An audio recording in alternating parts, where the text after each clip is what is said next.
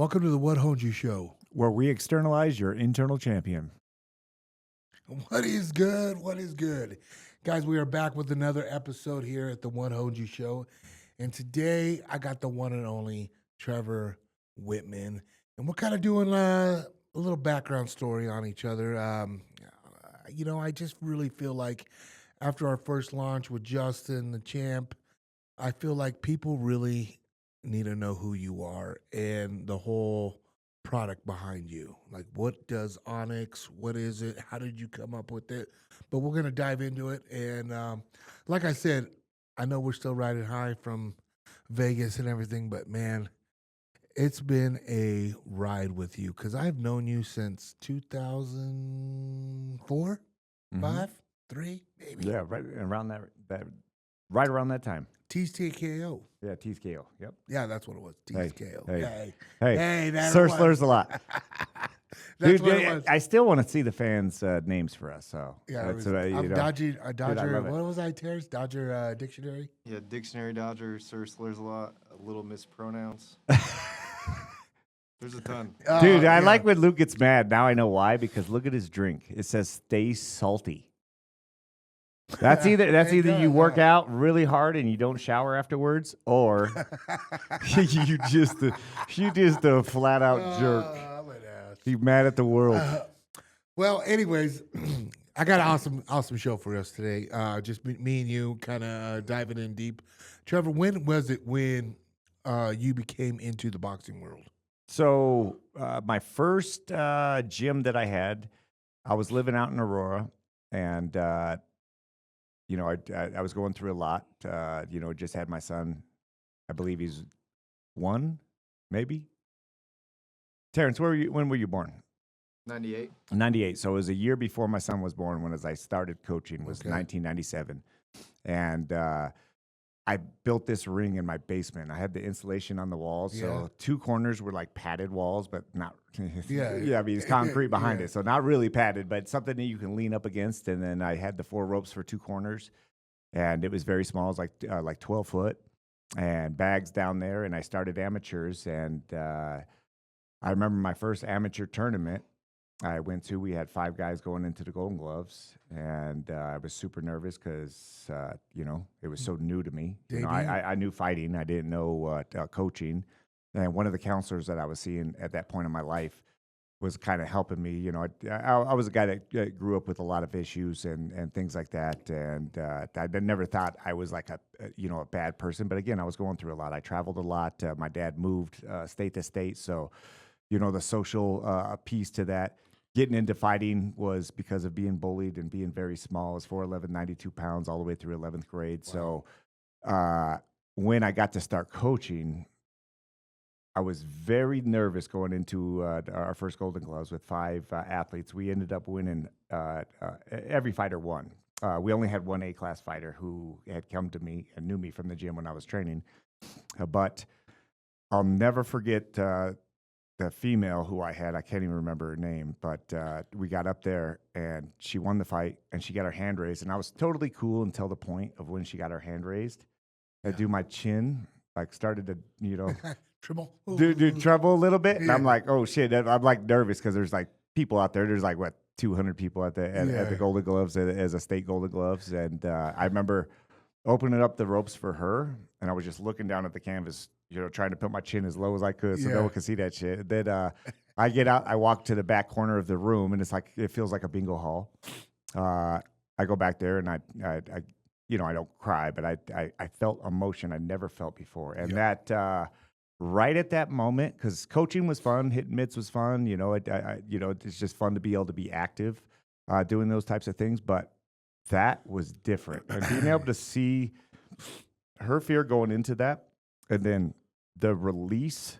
And if anybody's ever fought or hasn't fought, the feeling naturally is when you're getting your hands wrapped, you're like, why am I doing this? Why the hell? And then am I doing this? right after you're done, no matter the outcome, you're like, when's the next one? All of a sudden, all the fear leaves. What was I so scared of? And it's funny, you battle that every freaking time. And just being able to see the release in her and holy cow, I can do this. And she was only boxing for 2 months. And seeing that was like, holy cow, I got to pull my stuff together. And every win that night, I felt the same way. And I remember driving home that night and going, holy cow, this is something I love doing. And that's when I realized that I was super selfless.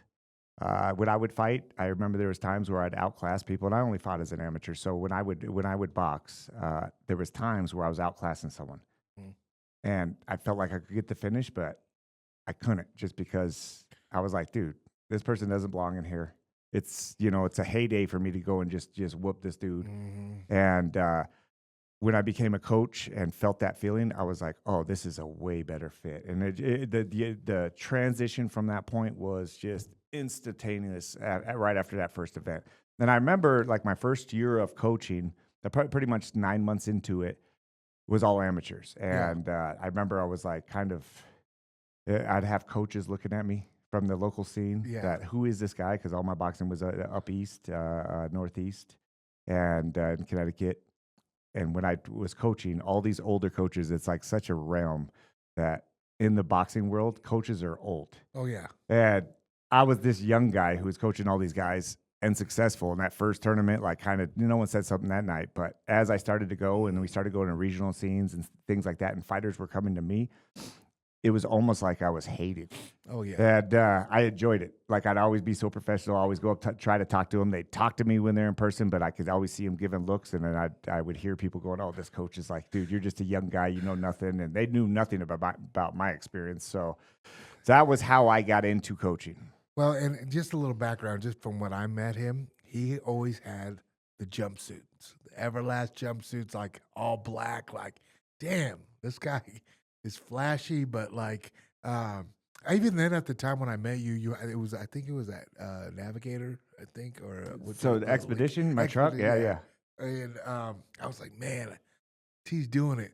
But back then, Golden Gloves and amateurs, it's not really for the money again. Yeah. It was all for the love of the Absolutely. sports. That's the key. Is like when you get into this, and that's what I always try to tell people, that when money starts to get involved, it changes your perspective. You become a professional, and now it's a career. But at a high level in boxing, you're fighting the best fighters in the world for no money. And obviously, if you're like top 5 and you're fighting the big tournaments and going to worlds, you'll get sponsorships that'll pay for you, support you. But it's never like big money. You go to the Olympics, it's a little different. But that is the key. Is like, if you want to be successful, and I had a counselor tell me this at one point, and it was something I lived by for the first 10 years that I was coaching, and it worked out so good. She told me, she's like, I can tell how passionate you are with what you do in the combative world. She's like, just be the best you can be. Don't focus on the money, and the money will follow. And here I am as an amateur coach when she had told me that. And then I was just like, all right, I'm just going to practice being good. And then 9 months after being an amateur coach, a guy named Vernal Phillips had come back to Colorado. He actually spent some time in prison and got back out, and he was going to get back into boxing. So he's like, hey, can I use your gym? And he heard, every one of my gyms have always looked very nice on the inside. On the outside, we were in some very rough and tough places. I mean, that's what boxing gyms are. But I always felt that if you feel good, you play good. So my gyms were always decorated very nice on the inside. I just feel like if you feel like you're around championship volume of just the best bags, the best rings, those types of things. Like when I grew up boxing, there was ropes missing. There was no material over the ropes. You get splinters if you have a short shirt on, so you're wearing sweatshirts when you box. There was one of my gyms had a soft spot, so you had to know where the soft spot where you stepped, so you had to drive off of it. But having that gym, Vernal had asked to come in, and after 2 weeks of him training there, like watching him, I'm like, dude, this is freaking Vernal Phillips. Like Vernal Phillips is, a high level boxer. And after 2 weeks, he's like, hey, coach, he's like, yo, bro. That's how he talked. Hey, yo, bro, you mind giving me some mitts? And I was like, absolutely. And I was scared as shit because I'm like, dude, I'm an amateur coach. Come on. And he like coached me on how to hold the pad. Like I was holding, hold the bright, I thought. And he's like, if you do this, square up a little bit on this and flow with me, you have to, always make me respect what would be coming back. And that guy just helped me be such a great coach. He's one of the main people who had coached me to be great. And there's 2 stories I want to tell that are just so important when it comes to this. there was one time, I'm one of those guys with young kids smoking weed, Yeah. having fun, and I had no money, so was scraping a bowl that morning, dude. And I scraped the bowl, which is just so dumb. Like just again, back in the day, just stupid little kid, trying to live a dream. And when he was hitting the speed bag, the pin came out. So I went down he grabbed the pin, and he's holding onto the bag, and I go up and I put the pin back in, and I slide the little lock into it, and he starts hitting the bag, and he gets this look on his face, and he's like, you could tell he's thinking about something, and he's like, yo, bro, let me smell your fingers, and I'm like, smell my fingers? What are you talking about? And I'm like, all right, and I put my head over there, and dude, he just starts hitting the speed bag, and he starts running it, and he gets this just crazy look on his face, and he looks at me, keeps hitting the speed bag, looks back at me. Then he stops the bag and he looks over and he's like, bro, if you're gonna fucking smoke weed on my time, he's like, I'll fire your ass. He goes, I don't care. After the fight, I'll smoke weed with you, but it's my time right now, and you don't come in here like that. And I was so young. Like he's already 10 years older than me at this point. I'm a young coach, and dude, I remember driving home that day, and I'm like, I'm done doing this. Like, I, obviously at nighttime, if I want to celebrate, have a drink, something like that, that stuck with me so well that I was just like, to this day, I'm not like I used to be. Like weed, I think is very good for the mind, and I think it's one of those things that you can get a release from. I just can't smoke it no more. Yeah. But I stopped till the evening time to be able to do that, and that was one of the best things. Like when I would go to fights, I never would go out and drink in front of people, like outside of a celebration once the fight's over, but not before I want to go out. I'm never going to go down to the bar and especially in the hotel room because there's people around. He taught me that. And he taught me that it's all about the fighter from the beginning. That was a huge thing. And then after we're training for a little bit, we're probably only 4 weeks into training. I'm just hitting mitts for him, And he looks at me, or he takes me back to the office, and he's like, hey, we got to fight. And I'm like, we got to fight? What are you talking about? He's like, you ready to coach me? And I'm like, bro. Like this is less than a year into coaching, and he's like, it's on ESPN main event, and right there my heart starts beating, and I want to say no. Like in my heart, I'm like, bro, I'm not the right guy for you. You're high level.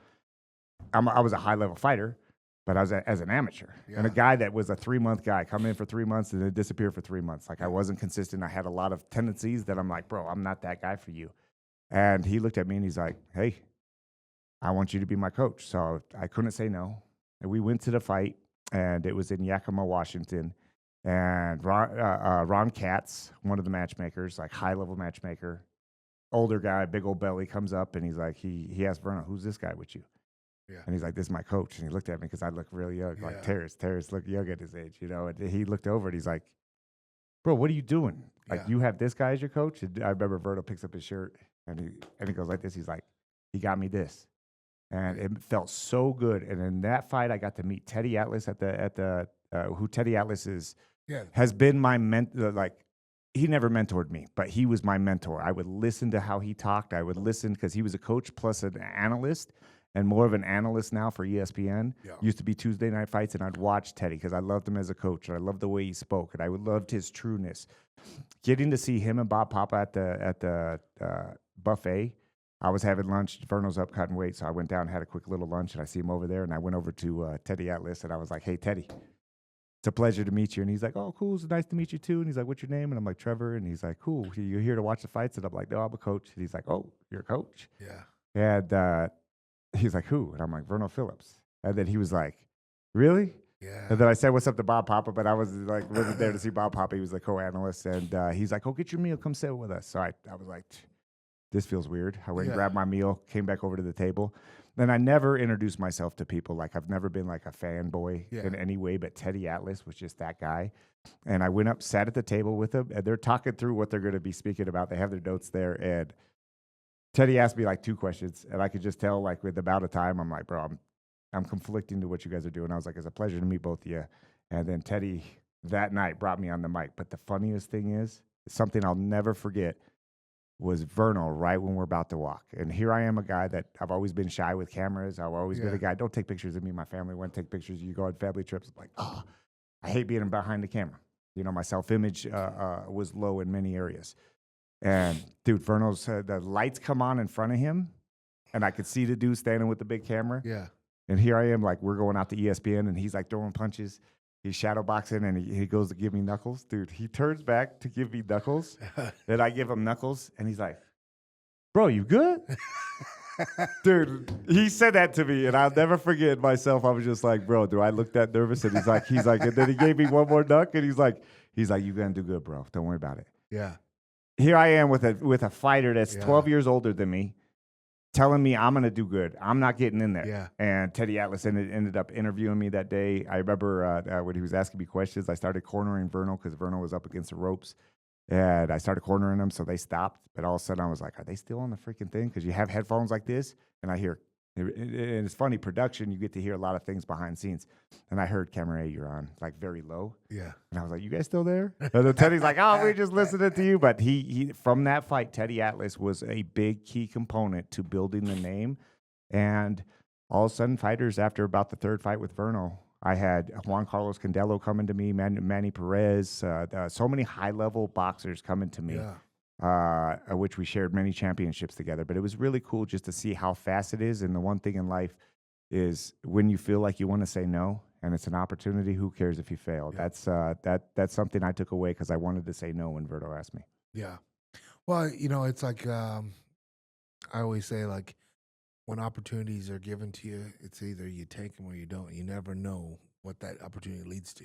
You might not be ready for it right away, but look at what you got now out of it, And it's funny, you said something like, if you, play good, you look good. If you look good, feel good. And how you always dressed up your gyms, right? That is one thing that I've known you just to be. Every gym that you have been with and that I've followed you with and been a part of, even like Onyx, for example. I mean, it's always been just pure, like, the best. And like now you're developing gear and bags and, for the fighters. It is just amazing just to see where you're at, because I want to backtrack before we get into, Onyx and this and that. But like you talked about Vernal Phillips, he's an awesome boxer. I've known him, got to share the ring with him, as an upcoming fighter. And just to watch him jump rope was something special. You know what I mean? And the music he be playing in the all gym. The reggae. Yeah. Calls That's why it when I medicine. listen to Justin, it Yeah. reminds me of guys Totally. like him, And but like a guy like Dwayne Ludwig got you into like the mixed martial art game, right? Yep. Can you take us to that era in your life? Yeah, so there was a guy named Sven Bean who had reached out and said, I was at this point, I was probably 5 years into coaching boxers, and again, I was still coaching amateurs and professionals, but we were dominating through that time with the amateurs and the professionals, and I was starting to get very well known out of Colorado. I was kind of like the national guy. I mean, we still had Stevie Johnson, who was fighting. DeVore Williamson, who was fighting, who was a good friend of mine. I never coached him, but a great friend, like hit mitts with him, stuff like that. But my name started to build in Colorado, and Sven Bean reached out to me and said, hey, Trevor, I got a guy named Dwayne Ludwig. He does kickboxing, and I was at a few kickboxing promotions locally, and I was just blown away by the level of first off, they didn't use the boxing commission at that time. No. It was like you had like these little sanctioning bodies that would come in that are like, from the kickboxing world. These guys some guys would have amateur gloves. Another guy would, this is a funny story. There was one guy that came out who you had the option to wear shin guards or not wear shin guards.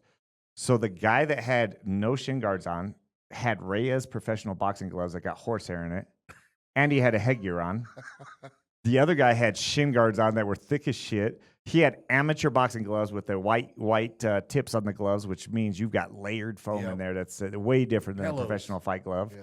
And he had no headgear, and I was like, "This is that's when you're like, you did someone wrong, and you have to go in there and do it like that." But I just didn't respect the kickboxing, because when I grew up, I wanted to be a ninja. And with my dad traveling and opening Home Depots, I was bullied a lot. I never like allowed the bulliness to get to me, because I was very good at like crowding space and just using psychology to get without fighting, and I still had to fight a few times. But I got into the sport because of bullying, and I wanted to be a ninja. Like I wanted my parents to send me to Japan. So I didn't respect the kickboxing level. So when he had asked me about Dwayne Ludwig, I was like, all right, cool. So I went and looked up a highlight from him on MySpace, And I was like, oh, MySpace God, this days, guy yeah. could actually fight. And he came into the gym, and I got to hit mitts with him, and I was just blown away. Like, holy cow, this guy's good. He took me to Tokyo. Actually, we fought a kickboxing match that was to lead him to Tokyo, just because he was supposed to fight Jens Pulver, and that's why he came to me. Sven wanted me to help him with the boxing, because Jens Pulver was a 4-time Very UFC good champion, boxer, great southpaw, and he wanted me to work on him with that. Well, Jens got hurt, so my first fight with Dwayne was a kickboxing match, and I remember just how devastating Dwayne was. I was like, holy cow. Next fight was Jens Pulver, my first MMA match, and I was like 2001, 2002. We beat him. We stopped Jens Pulver in the first round for the UCC world title in Canada. And then I got to go to Tokyo, and this is where I fell back in love with mixed martial arts. And what I mean by mixed martial arts is this is the start to mixed martial arts, because I did a little MMA, knew nothing about it. Got to go to kickboxing, which I knew a lot more about kickboxing than I did about MMA. Yeah. And then Nate Marquardt came. Then all of a sudden, I was a head coach of Jackson's, and then Rashad's and all the other high level guys. So the process just was like almost built in my favor. But again, it's when you visualize it and you dream and you know what you're chasing. And I was so dialed in about belts. I loved belts, and I couldn't be a champion, but I was like, I'm going to be a champion. I was a championship coach. Yeah, and with that, you have definitely became an R. So I guess when you step from boxing to kickboxing to mixed martial arts, what was the difference as a coach? Like, was it as the mindset? I mean, because you got to realize, like, from mixed martial arts, it's on the ground too. So Yep. where you're coming from, the boxing level, you're like, it's foreign to me. Absolutely. It's the one thing that really stood out when I went from boxing to mixed martial arts was the danger. Like I came from the world of boxing where I already know boxing's brutal. I remember when I first got into boxing, there was a female who died in the boxing ring at the Golden Gloves. She was an older lady. She was a teacher, and she fell back, hit the back of her head as she went down. And I knew really nothing about mixed martial arts. I remember, going to Blockbuster and seeing a whole section where it was like the UFC 3 and all this, and you'd get it, like, laugh and watch it. You're like, these guys are crazy, Skill level I wasn't like wowed about, but it was just brutal. And when I got into it, I was so scared every fight because I thought mixed martial arts was so brutal. I was just like, dude, someone's gonna die, and I feared it. NHB days, right? Remember when no holds bar and like it's full contact fighter? It was like so different than what it is now. Like Dwayne would fight guys where they would wear shoes and he wouldn't wear shoes. Like, it was crazy. Like there was one time where he had a mixed martial arts fight, and they fought with a rail that was as high as this table. Like, it was like a little rail. And dude, you could get knocked over it. It was just crazy. It was just it was crazy to me. I thought it was so brutal. Like, that you think about knee bone to the head. Like, this is so dangerous. And it's so funny when you get into it. Like, I could just see how boxers kind of look at MMA. Like, that's crazy. Like, what you guys do is crazy. Yeah. Over the years, I really got to realize how safe mixed martial arts is. And this comes from total experience, and not someone who's like, oh, I didn't follow a trend. I'm a thinker, and through the years, I'm just like, I can name off so many reasons why MMA is safer. Doesn't mean I don't love the boxing. I still think there's ways that we can bring boxing and make it a lot safer, from length, from all sorts of stuff. I went down rabbit holes on studying boxing and why are people dying in boxing and not in MMA. Yeah. But that's a different story. But that's what stood out to me the most was like, when I went to my first UFC, we were fighting Ivan Salivary, Nate Marquardt was. Yeah. And dude, he picked him up and slammed him on the boards. And the sound it made underneath, because we're sitting at like eye level height of the canvas, and the sound it made on the boards, dude, I remember my heart going like, oh, I had to bring myself back. I was like, this shit's so crazy. Yeah. I mean, so, you get into the UFC, you work with guys like Nate, Shane Carwin, I mean, obviously Dwayne. You have just a resume of just who's who, GSP. I mean, there's so many guys. Rashad, Keith, yeah, dude. Just tons of guys. Leonard Garcia, yourself, just Cowboy, yeah. There's just a resume of just badass fighters, and you have been a guy that I've just known, just always smile.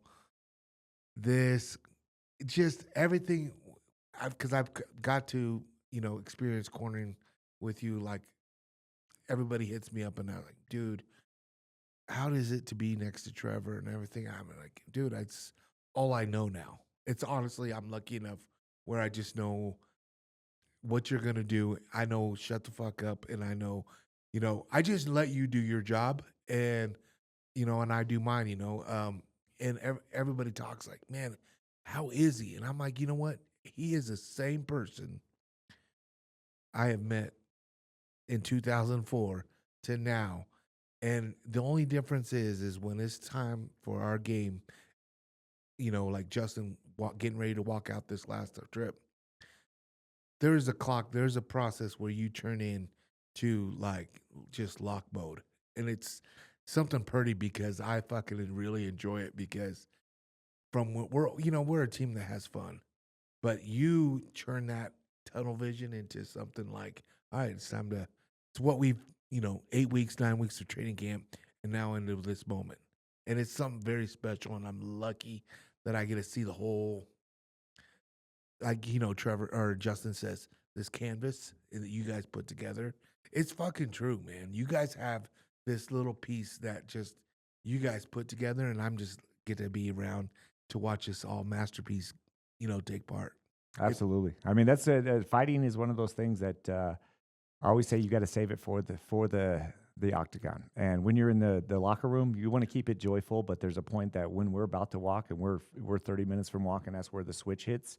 But I do have another. I love stories because stories will kind of give you a visual of the little things that's helped me throughout the years. And I'm going back to Vernal Phillips because it's again early career on how I got into this and what made my personality the way it is when I'm in the ring or in the octagon. There was one fight. We're probably 8 fights in together as a team now, and already won a world championship. We won multiple world championships together. But he tells me he's like, yo, bro. Yo, you smile a lot, and bro, we in the fight world. We're in the fight world, bro. Like, yo, I think you should be like a little bit more like aggressive. Right. Like he's like, we gotta be like kind of street when we go in there. I was like, absolutely, I'm coachable as hell. Let me do it. I'll go out there and try it. It was so funny. We went in there and no smile, no nothing. After the fight, he gets back, watches it. We won the fight. He gets back, and it's probably we've landed, and it's probably 4 hours went by, and he'd always go home and watch it. And he calls me, and he's like, "Yo, bro, go back to your smiling." Dude, it was so funny because it was you could tell it wasn't like true to myself. Yeah. And the reason why I started smiling comes from my father. And my father's always been so there for me as a competitor. High-level baseball player. He's the one that got me into athletics and made me perform great. He was a guy that didn't give a ton of compliments, but gave you praise for commitment and hustle. But when it came to getting high on yourself, he wasn't that type of guy. He's like, just keep working, keep working. And when I got in to be a boxing coach, he's like, he had told me, he's like, how are you gonna be a boxing coach? Like, you're too nice. Yeah. And you're such a nice guy. You're gonna get taken advantage of, especially at your age. Like, this is like the mafia of all sports. Yeah. And I always performed when people told me something I couldn't do, like, oh, you can't do it that way. And so the first time that I went out and coached, which was that Vernal fight where it was on TV, I remember I wasn't doing the L. That was for my family after I get, that's probably 15 years into my career.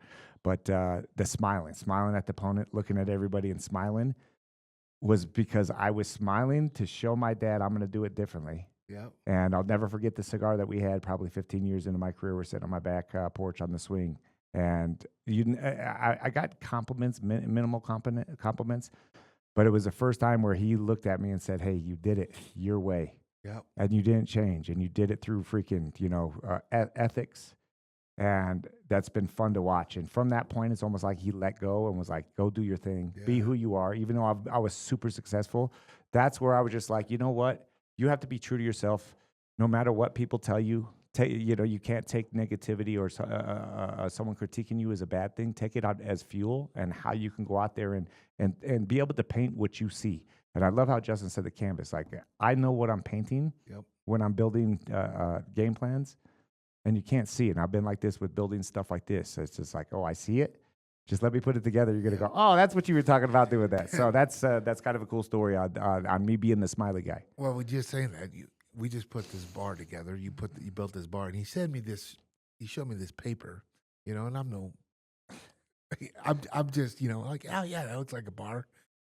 And then I came in here after a weekend, and I am blown away. Like, who in the hell are you? Like, you always amaze me.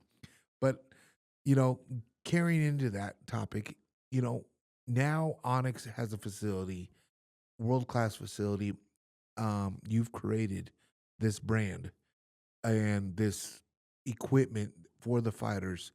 I kind of want to dig into that. Like, where did the passion come from? That where and why? Why is the gloves? Why is the headgear? Why the shin guards? Spit the game. So, brother. I'm going to try to break this up in groups because there's a lot here. Yeah. So I started making equipment not in any intention to have a business, not in any intention to be like, hey, I'm going to go and start making equipment that's going to be, around the world, and never thought about manufacturing. I just had an issue with my equipment. Like all the mitts there was no left or right. Yep. Having, small hands, it's all one size fits all. At that point, when I started sewing, there was no left or right shin guard. It was they were just the same. Like, put them on whatever leg you want. It was just this, and I started making because I needed mitts. And this is at the time when I was working with Shane Carwin, and I had bought. I used to work with Kazamichi from Winning. And Winning was the best equipment out there. I mean, you had it. We talked about your white gloves getting stolen out of the truck. Yeah, it's like the Lamborghini of equipment. Absolutely, it was the best. And when I was buying equipment, like Kazamichi would ask you, who's the guy that you're working with? Because at that point, Winning was new. And Winning's actually been around for a long time, but they were opening up to different markets, which United States. He worked in California, and he was like their person that works with him. So he would ask, who is your guy? Is he ranked? Like, they would not just sell equipment to everybody. So this is probably my third pair of mitts, and I liked their mitts. They're expensive, super expensive, but they had a left and a right that you actually could get a different size. So they were just doing it differently. And during one of Shane's press workouts, he blew the zipper off the mitt. And I remember looking at Shane, and Shane's one of those guys, he's a bully. He would look at my mitt, and I'm like, dude, I feel like my mitt feels so different on the right side. And he keeps looking at it, and he's starting to hit it even harder. And I'm like, oh, I think it's broke because the padding I could feel going down. And dude, his goal was to knock the yellow foam out. We're doing an open workout for the UFC for his fight. And the pad falls out, and he keeps freaking cracking my hand. And I was like, once we get done with that round, I go back and let him shadow box. But I go and tell Kazamichi, and I was like, hey, man, my zipper broke, and I just bought these 2 months ago. And he's like, there's no way that zipper would break. And I was just like, well, I don't know what to tell you. And yeah, that's where I was just like, you know what? I want to start making a pair of mitts. So I took that pair of mitts, deconstructed it, reverse engineered it, made the hands in a different position that I thought would be good, and had no idea how to sew. I grabbed my mom's sewing machine, watched some videos on sewing, and they're very like, the sewing I was learning was them making T-shirts and stuff like that. I couldn't find nothing on leather. And I used a normal sewing machine I would say the Joanne Fabrics got some just shitty level material that it had. I'm buying like synthetic stuff that's just so weak. I got foams, glued them together. My first pair of mitts felt so awesome. They weren't going to last too long just because of the materials I was using, but I remember the coaches like you were like, I want a pair.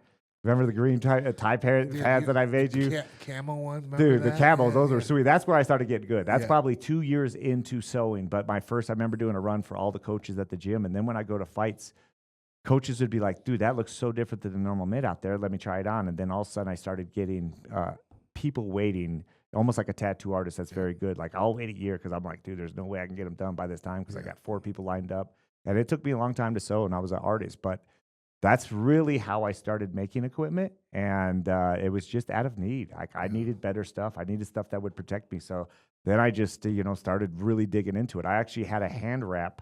And this is where Onyx kind of launched. It was called One-on-One before, and I used to have like this X with 2 ones. And I met my mentor, and I was working with Derek Lewis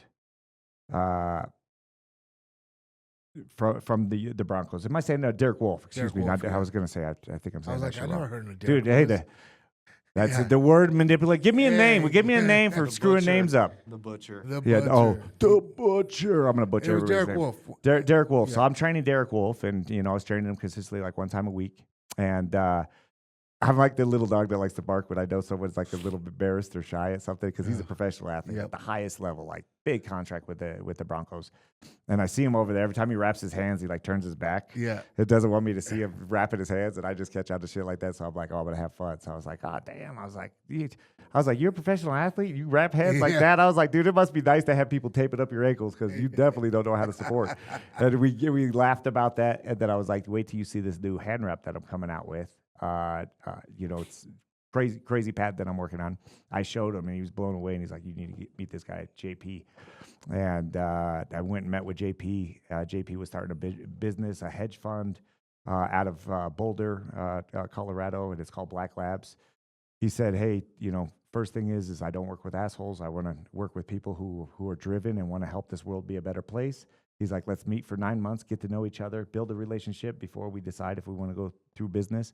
And then I was the first company that they signed. It was like 2 months in. He's like, dude, everything that you're doing is something I want to be a part of. So I tip my hat to JP. Thank you for everything you've done to get me to where I'm at. But he got me so many connections with different people at high level business just to mentor me and talk to me about, what you're going to deal with manufacturing, what's the processes you have to do this. Because I was just one of those guys. I'm like, I want everybody to be following my stuff. Like patents, I don't care about patents. I'm like, dude, if I'm making equipment, my next equipment's only going to elevate. So I want companies coming to my thing. If they're coming to my site, then that means we're number one. So I thought about that way. He was like, no, we need patents. We talked to the UFC. There was a lot of interest, especially because I had, IP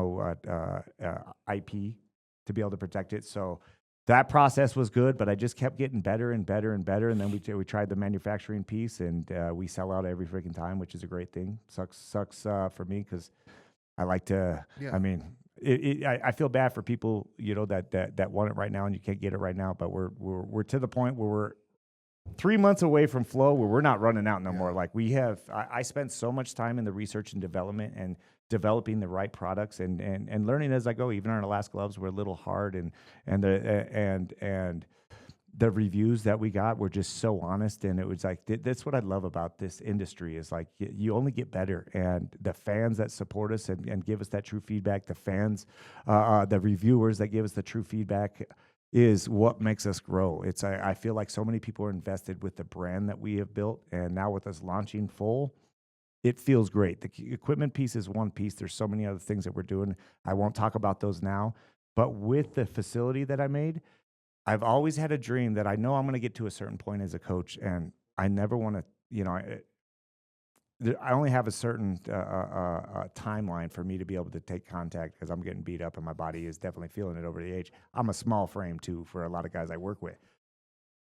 I want to be able to watch fighters and give back to the industry. And I think anybody that gets in there, goes to a gym, just spars, like once you are in this thing, this changes you. It makes you a better person. So I want to invest back into the industry. And what we did with Onyx here was create a facility that's like a mini PI that is about the athletes. And we open it up to every UFC athlete locally. Obviously, as we start to build this thing, it's gonna go open up to more. But we don't charge an athlete $1 for anything. We have a chef that's Alexandra who's cooking for us and cooks for all the athletes to be able to come in and have everything that you need with the doctors, with the chiropractic, with the massage therapist, being able to do your blood work. This is PT. All these things is giving back to the athletes that have to pay so much. So thank you for all the sponsors that help us support that, because we have to be able to fund it somehow. But it's like being able to see that and the gratefulness from all the athletes. It's crazy to see 2016 to now, 10 years and what we've grown. And now we're ready to launch as a true company, as an equipment maker. And everybody hates change, but the best thing is dude, I'm going to change this industry. Yeah. Well, and I just firsthand saying it, you have changed it so much. I mean, just from the guys now that I see putting on the shin guards to the knee pads, just the combination of how they strap together and they're not moving. The shin guard's not, misplaying. I mean, you get to see the guys that wear the Onyx gear and the guys like yesterday at sparring, the ones that weren't wearing Onyx, they're every kick they throw, they got to fix their shin guard, right? So it's time away from training the round. And I'm just blown away because I'm just so used to seeing your equipment now, and that everybody that is in the game should be wearing Onyx. I mean, it just makes sense. It's really the new gear, and it's safe. It feels good. I mean, you see all the guys, the demand, right? And I just gotta really. I'm pretty humble myself, but like you are so humble, Trevor. To keep it real, but your shit is top notch. Like from even back in when you made me my first pair of mitts to now, and I see the mitt gloves, the shin guards, the headgear, the chest protector. It is just phenomenal of what you have created in this whole thing. I mean, look at all the demands of coaches wanting mitts now. It's crazy. It's I'm pretty proud. I'm proud of you, man, because now from that, it's given me a job into the podcast, and like we've been together for a long time, and it's just been an experience. And like, our back area, the lobby area, is a bar, pool table, shuffleboard. Like we literally have the best job. Absolutely. It And really it's is. cool to have that little lobby back there because, when we're inviting athletes out here to come out, we want to provide everything for them. And I want the coaches with the athletes. There's a Yeah. lot of times if someone's going to go see someone, I'm not going to go somewhere and sit and watch you get a massage. Yeah. But if you need to get a massage and, we're adding a mezzanine, like there's so much that we're still building out. But if you're a coach, you're like, dude, I want to go play some Tekken or whatever games Yeah. they do. I'm not a video game guy, but we have PS5. everything. But come to the bar, have a drink, sit back, play pool. I want the coaches around the athletes, and I want to make it like this is pretty much a men's playground, and where you can come. There's no windows for distractions until you get to the front of the building.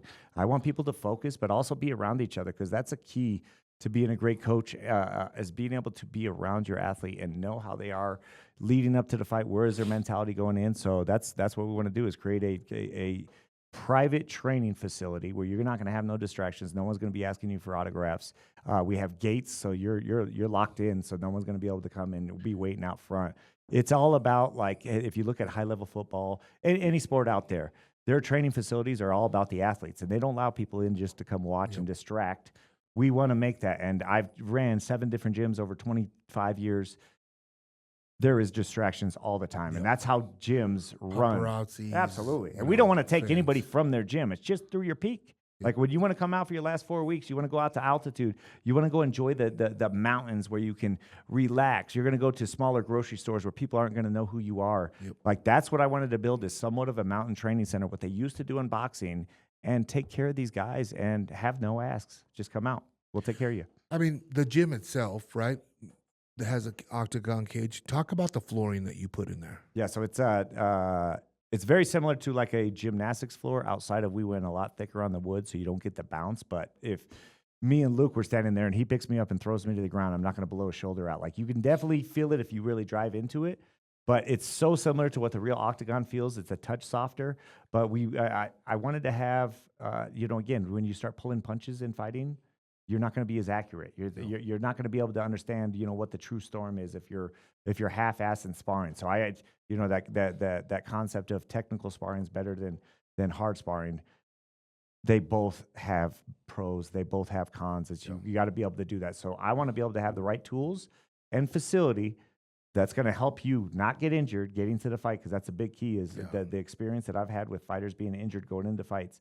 That's why I started making equipment. Is I realized, there's so many things I can change outside of me making mitts that would benefit me and the coaches who go through that beatdown. You last longer, you ride that money train longer, and longevity of fighters. It sucks when a fighter has to retire because they've been so injured. You'd want them to get the especially when you're a star. I mean, look at Justin at 37 years old.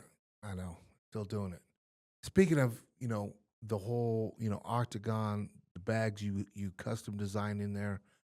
You did a custom sauna with the cold plunge inside it. Talk about that whole concept. So that's an idea that I've had for a long period of time, and I went and researched, and I've seen things like in Russia where they'll go, from the sauna, and they go straight out into a river. Hot to cold has been talked about for so long, how beneficial it really is. Yeah. Hot's really good. Cold's really good. You put them together, God, it's like, superpower. So I started ice bathing, and I had a lower back issue, and Justin got an ice bath. And we were up in Steamboat snowboarding, and he's like, "Coach, I just spent $10,000 on an ice bath." And I was like, "Oh, that's cool." And Rose and Pat used to always try to get me to go in ice bath. I'm like, absolutely not. Like, you'll have to fight me to get me in there. I hate cold.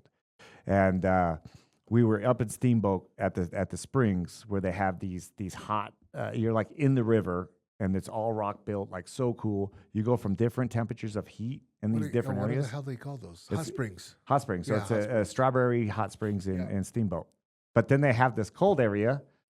And I told Justin, I was like, here, let's go jump in there, because there's one area that's like 106 degrees, so hot. And that's, I like 102. Yeah. And I was like, let's go get in it. And he's like, Coach, I could tell it was hurting him. And I'm like, I could last maybe 20 seconds in here, and I'll get back in the warm. And I'm like, you know what, Justin, I know you're not going to use this tub. I'll go do it with you one time.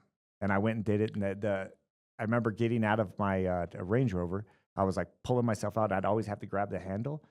And I got out my toe, my middle toe, the one that I broke a long time ago, was like just throbbing the whole time. I'm like, oh my God, that shit was cold. And I remember getting out, and I was like, dude, I didn't grab the handle. So then we started doing it once a week, and I got so into ice. I was doing ice tubs with my wife and her mom every day for 2 years.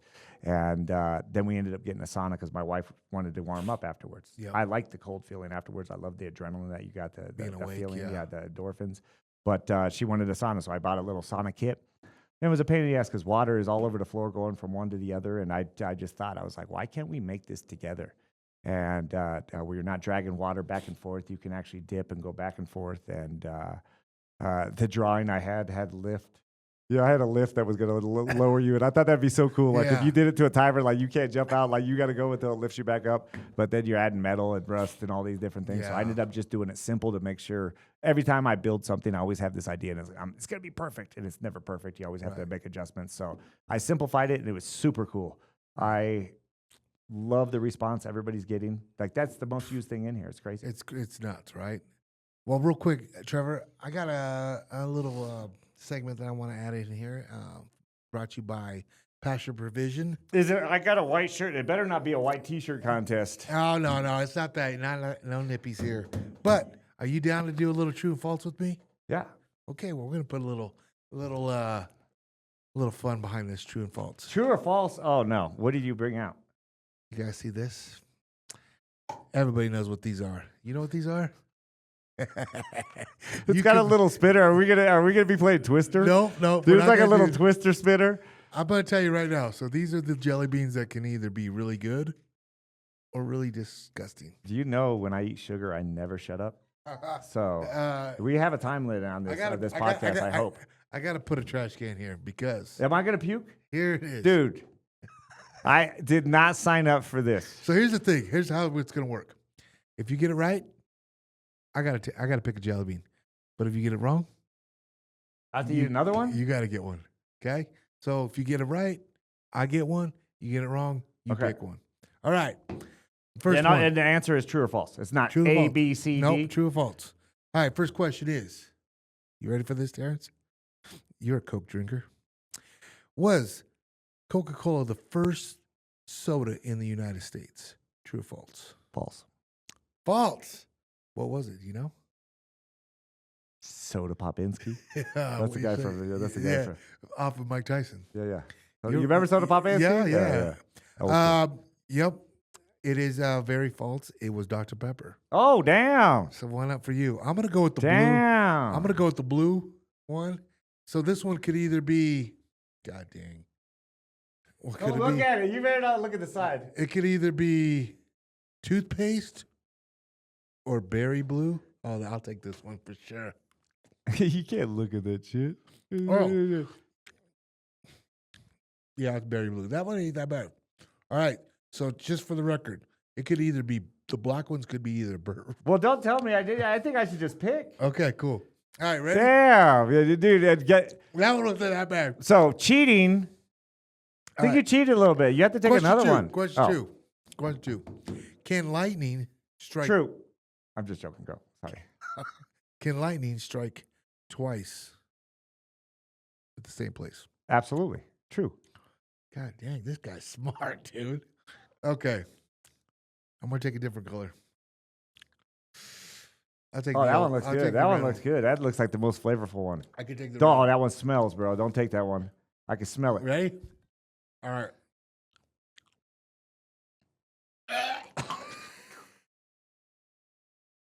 Dude, do that the other way. You need to put that on the other side. You're going to make me puke. Oh my God. You're going to make me puke. So I used to be, hey, to break this up real quick. Oh Hey, my God. What was that? I've always had a very good tolerance with people, nasty stuff. So if a fighter throws up, one time I'm clean. So I have a gym that's 13,000 square feet. It's got like 6 stalls in the men's room, and there's a leak underneath where I see water coming underneath the toilet. So I need to change the wax ring. Oh. So I go to Home Depot, get the wax ring. I've done it many times on toilets. I'm back there and I pull this toilet off. And dude, it looks like TCBY yogurt, and I'm good. I have these gloves on, and I'm just working through it. I'm not paying attention. I'm not locking into what's going on with it. Dude, he walks in the room, and you made this freaking sound. Dude, I have not been the same. Dude, it took me like 3 hours to go back and finish that toilet. It was so nasty. Oh, so bad. Hey, please put that on the other side. You're gonna make me puke. I need you to answer one wrong, please. Yeah. All right, here we go, T. Ready? Let's go. Are bats really blind? True or false? Are they really blind? Yeah, are they blind? That's a two-way question. Are they blind? Yeah, they're blind, but they sonar. So is it They're true blind. or false? They're blind. So So how do they? They actually really have good vision, and they have it's electric for their hunting vision. So, I'm telling you, dude, you're wrong. So pick Okay. one. Hey, what was the one that you had, Luke? What'd you end up getting on the last one? The barf, or I had So the barf. Definitely you old barfed. bandage. Old bandage, like Ugh. like a Band-Aid. Yeah, it was. I better disgusting. not have no Band-Aid. What color you got? Come Well, I'll show you. I'm not Okay. looking at it. All right, ready? on. Yep. Ready? Can I just swallow it? Do I have to chew it? Just chew it? I have to chew it? Yeah, chew it. I got none to drink afterwards. That's not that bad, huh? You got a good one. What's it taste like? Like a jelly bean? Licorice. Yeah. Yeah. You- Well, it could either be burnt rubber or licorice. I think you got licorice. Gosh, dang it. Come on. All right. Yeah, licorice you got. Let's go. All right. Well, no, that's it. So we're gonna do. You want to just hop in right to the next one? Let's do it. Let's hop in the next one. All right. Oh, we didn't get to spin? Oh. Maybe we'll open it up. All right, here we go. You ready for this one? Next category is brought to you by Lucy Nicotine, and this is what I like to call. Yeah, I can't eat no more of those. I don't even want to smell that trash. It's so bad. This one is. I don't know. How would you say this? What is your theory on these questions I'm about to ask you? Because you're a pretty wise man, and I always like your philosophy, and so I want you to lock in on a couple of these questions. Okay? First question is, can you cry underwater? Absolutely, dude. You can cry underwater. So one time I did a front flip off of a high door dive. Uh-huh. Dude, and I just didn't turn all the way through, and I was young. I was like young. And dude, the water clapped my nuts so hard that it felt like it was like burning, like I got like being branded on your yeah. ball. And I remember being underneath the water because there's a lot of people outside. Yeah. And dude, I was underneath the water, and dude, I don't know if they could hear it with the bubbles coming up, but I was like, and then I came out of the water all cool, and then I went back under. So absolutely, Okay, all right. Well, shit. I didn't think I could cry underwater, but I was like, because usually my eyes are closed in the water. So, I mean, I guess you can. I mean, just maybe you can't tear. Yeah, right. All right. Question. All right. Why are apartments called apartments when they're all stuck together? Because they're a part of the placement of a building. I didn't understand that one. Yeah, You know what I mean? maybe. Like, I don't get it. Like, why are they called apartments when they're all just jammed together? Yeah, I don't know. That's a good one, Yeah, right? that's a good one. That one made me think a little bit Yeah. too. Do they even have answers?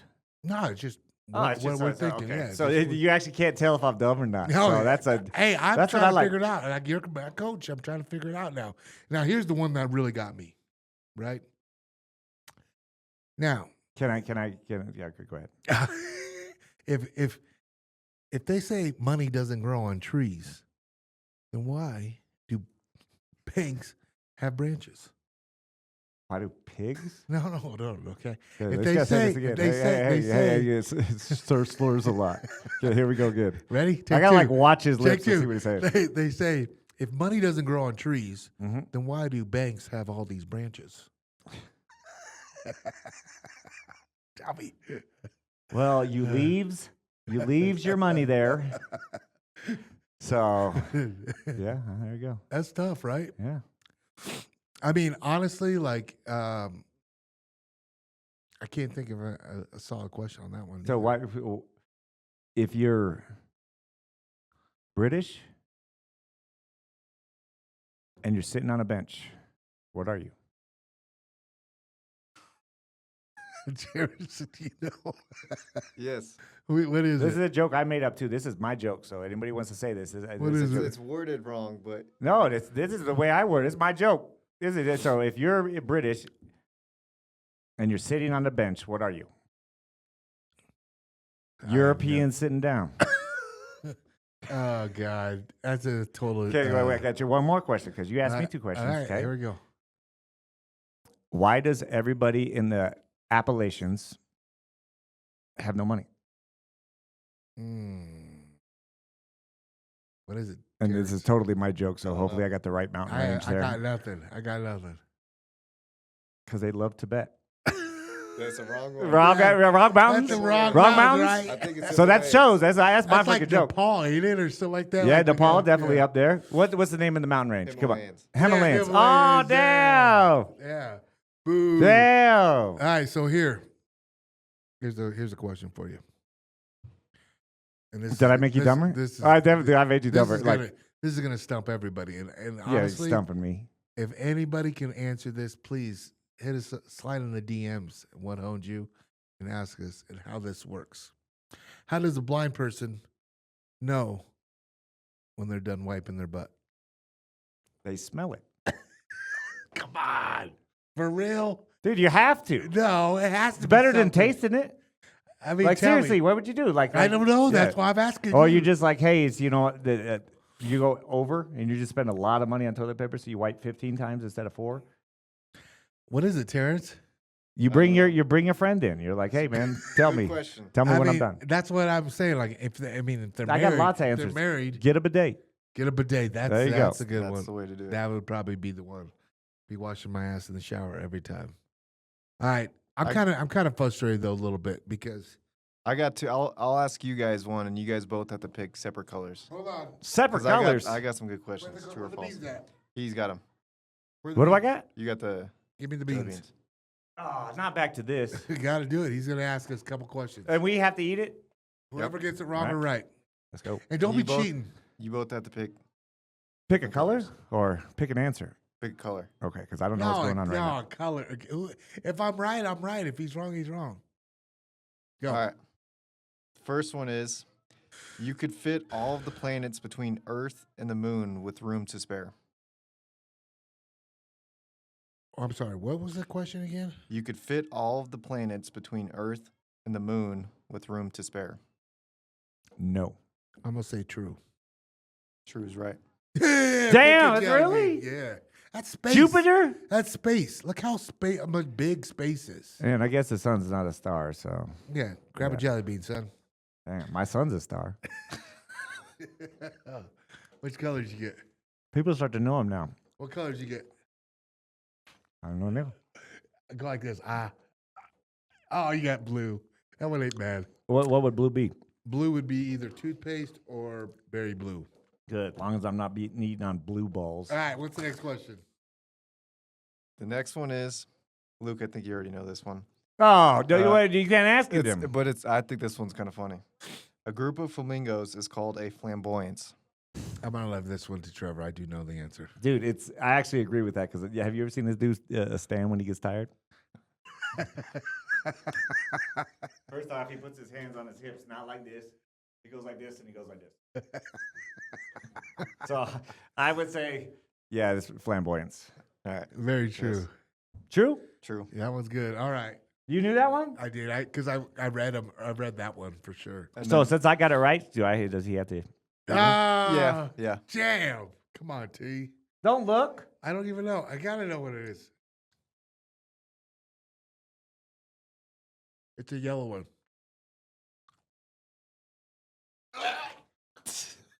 Dude, you were so funny. I haven't had a bad one yet. I don't I think think they're yellow's bad. got to be buttered popcorn No, or. it's wet dog. Damn. Oh my gosh, whose idea was this? Holy shit. Yours. All right, one last one. Okay, you ready? Oh. You locked in? You ain't locked in. No, this is disgusting. Dude, Yo. you are the wuss, dude. You puke Get so a bad much, one, dude. dude. He emotionally, he pukes from emotion, from fear, from a wet dog. All right, last one. Try that one. Okay, we didn't even get the thing. You know, I'm not gonna. All right, ready? Goldfish have a memory that lasts only 3 seconds. Dude, so they say that's true. I have koi, and the koi know who I am, False. and they will not allow people to walk up. They also know Mama Dukes because Mama Dukes feeds them all the time. I heard that was true, but I have to beg to differ. So I'm going to say, from my own perspective, that's absolutely not true. But I think It is true. They're, You both are wrong. they're out their mind. They have not did a scientific test. Yeah, no Is way. a koi a goldfish? That's a good question. Yeah, Exactly. I don't know. It's But- true. It's true? I knew what the answer is, but that's false. Oh, That is 100%. You both So have I to got to take eat one. one. Which one are you Yep. going to give me? which one do you got? You don't got one? Dude, Justin hates germs. This is like, what's the movie where he's like reaching in his hand into the peanuts? What color is it? Let me know. Give me a color. All right, ready? I want to eat. Ready? Intuition is good. Set. Luke. Yep, Let's go. Oh, no. I'm not going to puke. That's nasty as shit. What'd you get? I'm not going to let myself puke. That would have been nasty. Oh, that would have hit the back of my that's- throat. What was it? What'd you get? Oh, God, he got old bandage. Oh, that shit is nasty. No wonder you fucking puked. It only hit the tip of my tongue. It's not going to the back of the throat. All right, last one, Trevor. I'm not doing another one after that one. They weren't bad until then. I know. That's I just gotta- nasty, I dude. got to give you one bad one. The answer Ready? was false. What? False for what? What do you mean? I was looking at the wrong one. For goldfish? We took Yep. that for nothing?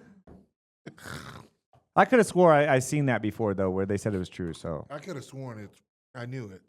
Ugh. but I someone have one. studied Do it. you want me to do one more? I got one more. No. Yeah, if you're wrong, you got to eat this shit, Terrence. Yeah, you got to eat one. I don't know about that. Hey, I if gotta you say get that, it too. wrong, you got to take 5 Lucy's at once. Yeah. Fuck that. Put them on the treadmill. Ugh, he'd 5 be Lucy's at spinning. once. He'd be spinning. You want one more? Yeah. Yes. All right, all right. Damn, I thought you fell asleep. Come on, dude. Damn. All right, ready? The average person swallows spiders in their sleep. I'm going to say True. false. It is false. Yeah, Doyle It's, rules. it's a myth. It's a Yeah, myth? because It's a myth. they don't. They no. So you said They the have no- average person? The average person, Yeah, they don't swallow. We don't. or swallow just spiders. any person swallows spiders in their sleep. It's So- a myth. Hey, so my daughter was so scared of bugs. Yeah. So scared of bugs. And she's probably, at this point, she's 18 now, but she was like maybe 7 or 8. And we'd be out on our back area with a fire pit. And every time she sees a bug, she wants to go in. I'm like, babe, just stay out here. And this bug landed on me. And I was like, I had this idea. I was like, let's show her it's not scary. So I grabbed the bug and just ate it. Yeah. Dude, it ruined her. Dude, I was Oh. the stupidest thing I could ever done, dude. All right, ready? This color. Okay. Hey, don't it's- tell me before I okay. freaking eat it. Don't tell me All before I right, eat it. ready? All right, here we go. Put it in, Trevor. Bite it. Chew, chew, chew. This one go all the way down. Mm. It's gonna. It could be either a peach or That's not- barf. It's not peach. That shit is fucking mess. It does not help with you freaking the smell of his bucket over here from your first one. Dude, how could you have that? So I was wondering what you were doing when you were like, "Hey, we need a trash can in the thing." I'm like, "Really? Our podcast needs a trash can?" Oh, it all makes This sense. was all his idea. Oh, that shit is Oh. nasty, dude. Oh, And it's stuck in my teeth, so I'm gonna oh, it tastes forever. did not make the noise. Oh, put these away. Oh my gosh. Well, that was fun. Hey. Oh, that's disgusting, huh? Ugh. I don't know if I'm gonna be doing podcasts with you if we're doing shit like that. It's like stuck in my teeth. Oh, I have a dude. I literally is disgusting. That old bandage was the worst. Ugh, bark is I disgusting. could see the tears in your eyes. Oh, dude, it's literally I'm dying over here. Mine's stuck in my teeth, and it's in the back part of my molar. Yeah. Oh, real question though, before we wrap this up, T. So, where do you see? God, that's gross. Where do you see Onyx, and let's say in 3 to 5 years? Like, what's the vision for Onyx? In the next couple of years. It's the most important piece that I'm looking at right now. Like, obviously, it's I've never been like a monetary guy. It's like, hey, man, this is about making a shitload of money. My whole thing is I want to see fighters performing better. I want to see them lasting longer. I want to continue helping. That's so fucking nasty. Dude, did not make that noise. Did not make it. So the evolution. If I could help elevate athletes and help protect them, like that's my vision. But from a standpoint of growth of the company, we'll be number one as the most protective equipment you can get. Also, the educational piece that we're going to be bringing with the content, the digital content, and partnering with people to be able to bring techniques and the education. We're in martial arts. When I started in karate, it was like, oh, everything's like, yeah, your sensei's like, you don't talk about this outside. Yeah. Like, it's all hidden. And my thing is like, share it with the world, give people the opportunity to be able to grow in this sport. And as this Paramount deal just happened, there's going to be a lot of leverage, and being able to go on that peak with new fans coming in. I want to inspire the world. So I think Onyx is again going to be that company. It's going to inspire you, it's going to protect you, and it's going to really help give you the confidence. And hopefully this podcast will help you externalize that internal champion, because whatever you dream inside is real. So make sure, again, I want to add a little part to the what hones you. I get that question a lot. The what hones you is your why. And if you look at Onyx, we don't have why in our logo, because your why is internal. If why you fight, why you do something in life comes from the heart, and we protect that. And so I didn't want to put a Y in Onyx, because Onyx is spelled Onyx. Our Onyx is Onyx. The N logo is the one-on-one. So I believe you're always facing yourself. Like when Justin just fought Patty, he wasn't fighting Patty. He knew, we respected Patty and knew, I had to build a game plan from tendencies, but Justin was fighting himself. He's the one that had to make Patty fight his fight. And so that's really what hones you means, is what do you have? What are you going to do about it? What massive action are you going to do? And we're just going to be the support and protection to get you to the next level. Yeah. And I get that a lot. I get a lot of questions like that. And so I'm glad you covered that, because, like, where did you come up with the hones and everything? And, like, everything. I was, because when I first walked in, I was like, I've never heard of that, And so a hones is it's also a honing stone, and that's Yep. what Onyx is. Onyx is a sharpening stone. Like I had built a few swords, and it's really cool. I kind of look at myself from equipment maker. Would I have been a blacksmith back in the day making these swords? So, Yeah. I feel like what we do is going to hone you in and hone your skills, sharpen your skills to be a better performer. So that's a part of the philosophy behind Onyx too. Yeah. So I guess the next question that I want to know personally, and probably a lot of guys, how much longer do you see yourself coaching, or are you, with Justin? Because I know who you work with now. Do you feel like you're taking on more fighters? Do you want to just kind of step back after all this? Because it's a question even for me. Like I always told myself, when Justin's done, I was done. And then you get guys like Xavier. You got the guys like Archie. You get guys that are here that just want a little help here and there.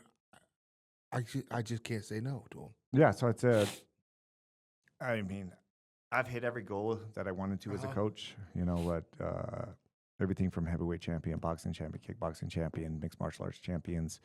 My goal has always been to coach for my whole life. But there's going to be a point where I'm not hitting mitts no more, and it's again just Your body can the only take health so issues much, that I was dealing with, and what it does to my body to take traumatic blows from these guys that are high level and world class. So I think I will always try to be in someone's corner, or when people come out to train, if they want my assistance on breaking down a fight or talking to a coach and mentoring and doing that.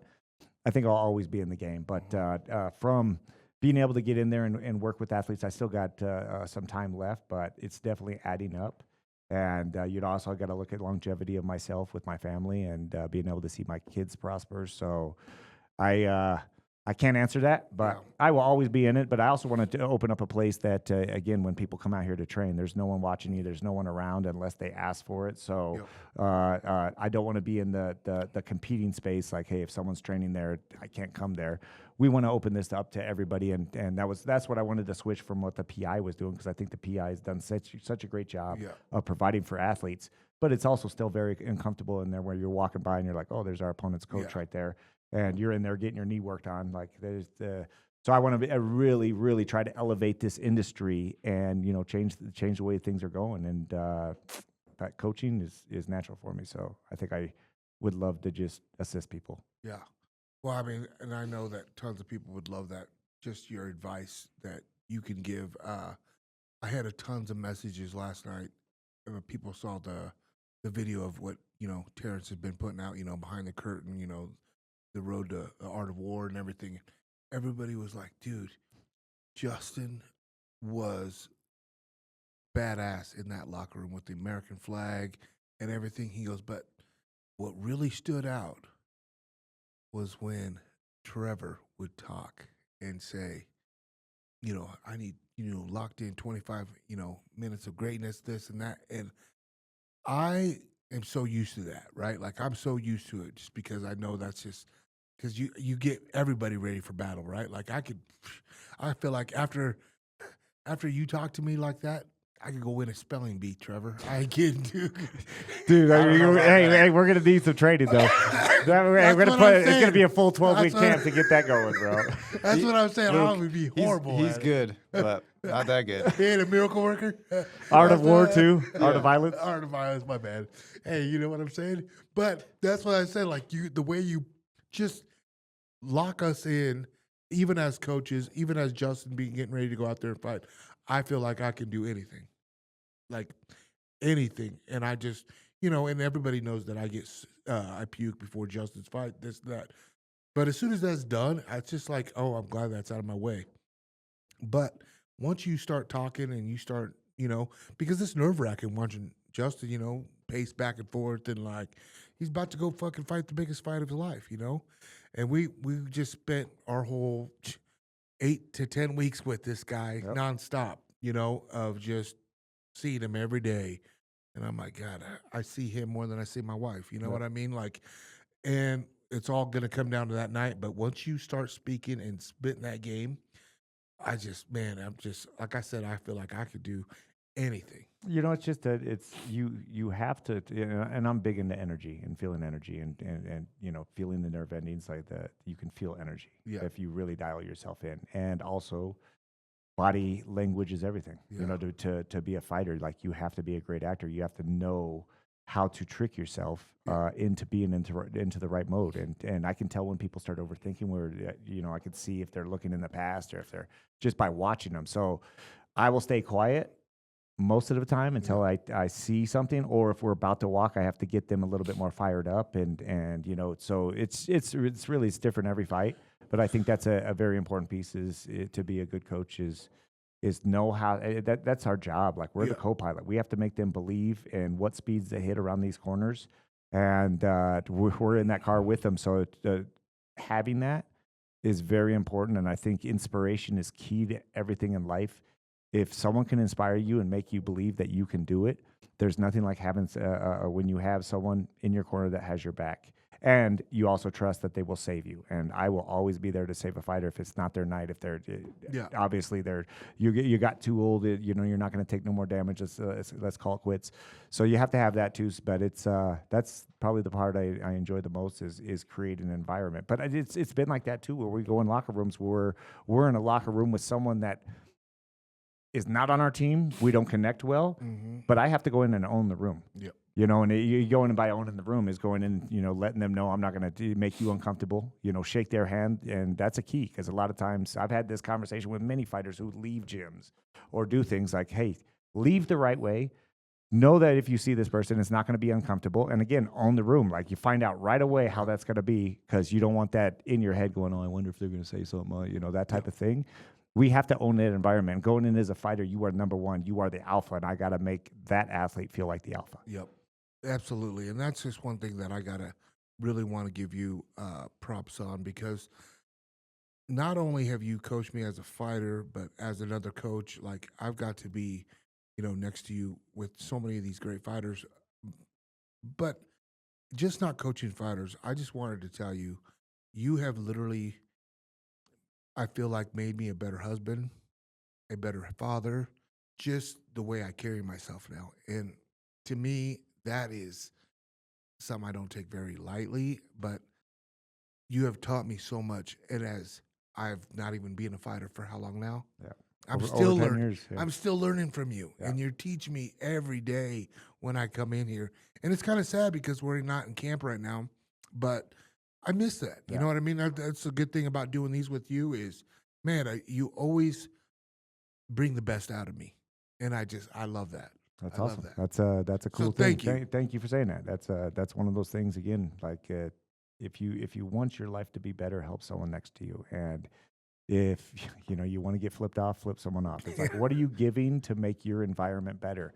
And if you go around and you allow people to be negative or feel down or not want to do something, then you're not going to want to do something. So how do you create that environment? And create that is if I want to be feeling good, I want to feel like I'm on a Red Bull, like that inspiration that give me energy. I want to make that person's next to me energy better. They're going to make my energy better, and we work off each other. So simple traits, but I really appreciate that. Yeah, that is honestly how that. you have just said it right there. That's what I feel every time. Like I could be tired. I'd be like, I don't want to be in here today, And then bam, I see you and smiling, and it's weird, man. That aura that you bring into a room is something special, and I just want to say thank you for that. Yes, sir. On that You're the note, man. Terrence, you got any more Jelly Bean jokes? No, but I could find some. No, You guys we're want to good. keep going? We're good. No, I'm good. I got that. You got that barf still in your tooth, huh? Dude, it's in the back. I'm like, the first thing I'm doing is I'm going to go find it like a card or something to pick it out. Oh, well, Hey, anyways. just grab one of those toothpaste jelly beans. Yeah, there you go. Just hey, but anyways, guys, I appreciate you. I hope you guys enjoy this show with Trevor. Get to know a little bit more about him. He's an amazing man, and I look forward to many more with you. Absolutely. Let's go. All right, we out. Food.